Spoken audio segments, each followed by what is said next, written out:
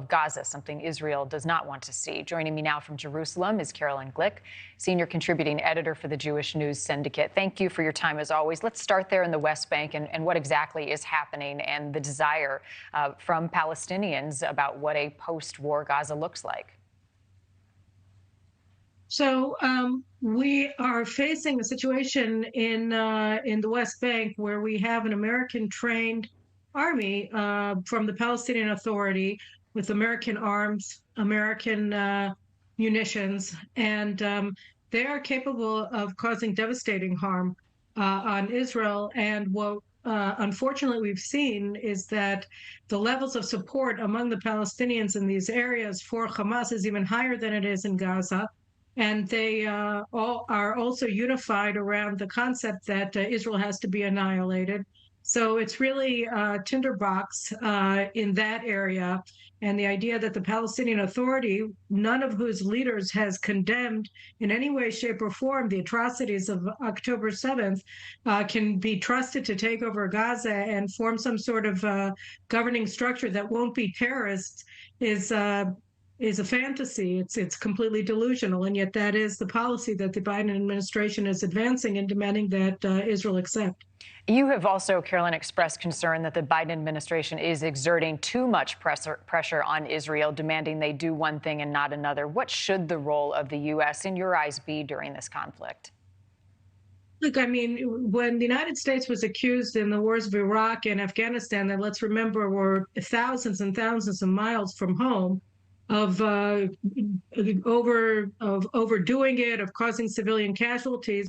You know, Israel, like every like-minded allied country, stood by the United States and acknowledged the basic fact that when terrorists use civilians as human shields in the war zone, that civilian casualties are the fault of the terrorists against whom the United States at the time and Israel today is fighting a just and lawful war. And we would expect the same consideration from the United States. I mean, the spokesman for the National Security Council, James Kirby, said just yesterday that Israel is doing more to protect civilians in Gaza than the United States ever did. So given that they acknowledge this fact, we would expect them to respect our operational model and recognize that, of course, we're operating in accordance with the laws of war. We always do. We never have done anything other than that, and treat us with the respect that we should expect. Still, support for Israel's tactics on the ground militarily are waning internationally, and this adding fuel to the fire. There have been concerns over Israel's military conduct, videos of Israeli soldiers in Gaza destroying food, rummaging through homes, the claims that Israel's military deployed white phosphorus along the border with Lebanon, which would be a violation of international law. What is Israel saying about these allegations?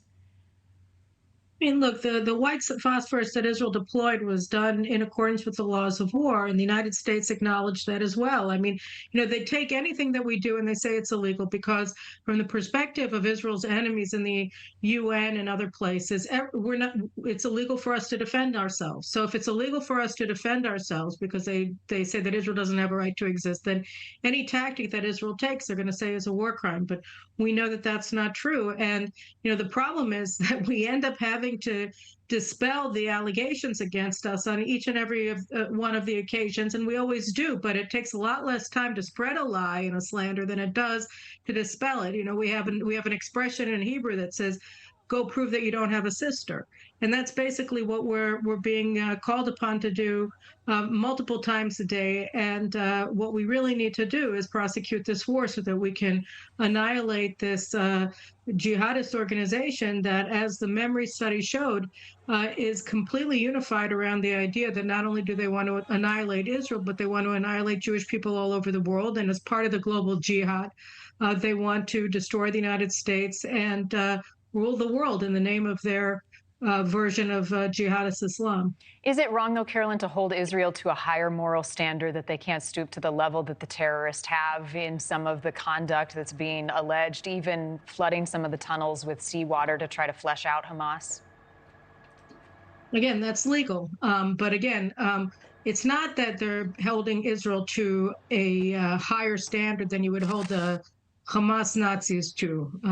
It said Israel is being held to an imaginary standard that no other nation on the face of the planet is held to. It's a model of perfection that no human being, no mere moral can possibly ever aspire to or achieve.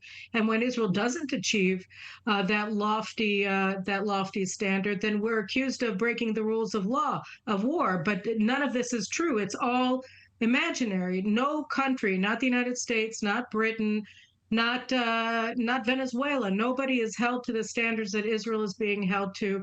This has been an enduring discriminatory move by the UN and by European states and by the Arab states against Israel now going on 50 years.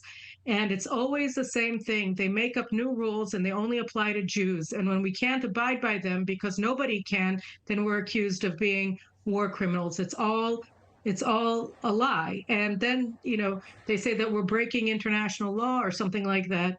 And there is no international law that bars us from doing the things that we're doing. If there are excesses here and there in this unit or that unit, soldiers, as a matter of course, as they are in every military, are disciplined for their actions. But there's no